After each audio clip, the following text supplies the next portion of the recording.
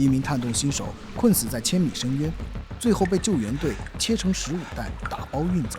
这便是洞穴史上有名的韦廖夫金纳洞遇难事件。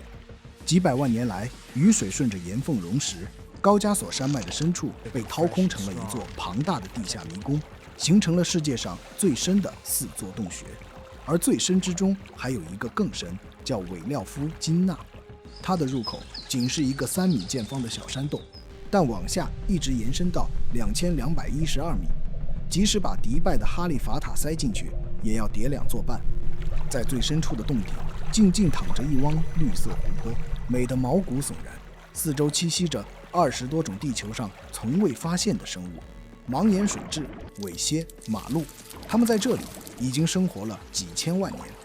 然而，这样一个连专业团队都不敢轻易尝试的世界级深洞，有人揣着个胆子就来了。他叫谢尔盖·科泽耶夫，俄罗斯索契人，爱好登山、骑行、徒步、露营，属于样样通、样样松的业余玩家。36岁那年，他一时兴起，准备试试洞穴探险，便从网上搜集了韦廖夫金纳的资料和历次探险的考察报告，了解它的剖面结构、营地位置。1年下来，他对韦廖夫金纳的精神探险已经到了炉火纯青的地步。而现实里，他没下过1次洞，没架过1次专业绳索，就好比看了1年登山纪录片的人，第1次出门就要单挑珠穆朗玛峰，看了100集洞潜就准备去下9顿天窗。2020年11月1日，准备十足的谢尔盖瞒着妻子，孤身一人前往了韦廖夫金纳洞。架好绳索，挂上下降器后，谢尔盖顺着第1段竖井滑了下去。地面上的光在头顶变成了一个越来越小的灰点，再往下就只剩下头灯能照到的一圈岩壁。世界一下子安静了下来，只剩下他自己的呼吸声。韦廖夫金纳内部并不是一根从上到下的直筒，而是一连串大大小小的竖井，被弯弯曲曲的通道串联起来，像一根扭动的喉咙。有的地方仅容1人侧身通过，不像别的洞穴可以走、可以爬、可以游。在韦廖夫金纳里，每1米都要把自己挂在绳索上慢慢下降。即使是主导这项探索的佩罗沃专业探险队，下到最深处也需要整整4天。谢尔盖通过第1段竖井后，立马丢掉背包、口粮以及新买的冰爪、登山杖。看到这里，很多人会觉得不可思议。原来佩罗沃探险队在几十年的探索中，已经在洞内600米、1000米、1350米、1900米、2100米处建立了5个营地，储备了大量食物罐头和燃气罐。洞壁上钉好了永久绳索，电话线从入口一直拉到了深处。这些东西原本是佩罗沃团队为了下一次大规模探险准备的，但在谢尔盖眼里，都成了他个人探险的装备补给站。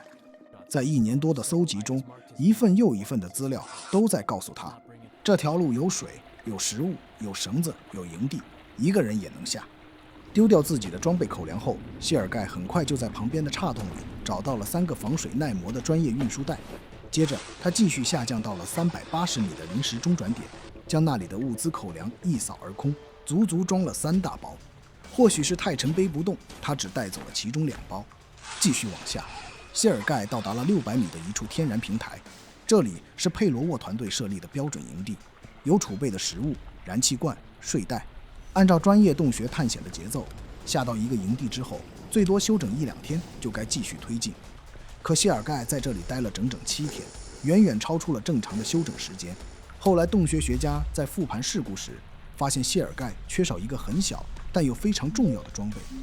在这种垂直洞穴里，下降很容易，但爬回来时就必须在手部和脚部安装上升器，咬住绳子一节一节地往上挪。而谢尔盖缺少了脚踏环，没有它，谢尔盖的脚便不能发力下蹬，只能悬着下半身，靠2只胳膊一寸一寸地挪。什么概念呢？等于他要用引体向上的方式去爬600米高的上海中心大厦。由此可以推测，谢尔盖在这里休整了1-2天之后，便计划返回，可爬不了几米就掉了回来。每一次尝试，胳膊都比上一次更虚一点。经过无数次的失败后，他终于绝望了。当食物和燃气耗尽时，他脑袋中忽然闪过一个想法：既然上不去，那就往下走，也许还能找到一条活路。如果这是金庸的武侠小说，接下来必将是一幕动人的向死而生。但在现实里，一步错就是步步错。7天后，谢尔盖收拾装备，离开了600米处营地，下降到了更深的黑暗里。洞穴越往下，地下水越丰富，它们从四周的岩缝里渗涌出来，使环境变得越发阴冷湿滑。专业人到了这里，必须穿防水连体服，靠着各种水平横渡绳才能绕过水流，安全通过。可谢尔盖穿的是棉质的迷彩连体服，脚上是普通的徒步靴。在3、4度的低温环境下，他往下每走1米，身上的衣服便更湿1分，体温也就流失得更快1分。当他下到1100米处时，遇到了一段水平横渡绳。所谓横渡绳，就架在2块岩壁之间的绳子，让人可以悬挂着挪到对岸。而谢尔盖的胳膊在600米处已经废了一半，加之几百米的湿冷消耗，体力已经彻底耗尽。挂上横渡绳后，他就闭上了眼睛，再也没有醒来。至于他是累死的、饿死的还是冻死的，其实已经不重要了，因为最沉重的不是他怎么死的，而是没有人知道他死了。他的车就和众多登山客一样，停在山脚下。妻子早已习惯丈夫独自登山旅行，1个半月后才察觉到异常，报了警。谢尔盖就这样一个人，静静地挂在地下1100米深的黑暗里，一直到9个月后，佩罗沃探险团队到洞中例行维护，才在1100米处意外发现了谢尔盖的尸体。在谢尔盖妻子的请求下，并且考虑到韦廖夫金纳的地下水和当地居民的饮用水源相通，遗体腐败产生的毒素难免会污染水源，当地政府同意将谢尔盖的尸体运出洞穴。但要把一个人从1100米深的洞穴里运出来，在洞穴救援史上是前所未有的。难在哪里呢？首先，洞道扭曲狭窄，无法使用吊车，很多地方只够一个人侧身挤过去。如果加上一个笨重的尸袋，至少需要多人共同协作，才能通过推拉托顶的方式弄过去。但石灰岩洞壁经过水流的常年侵蚀，同时作业的人过多，很容易引发塌方。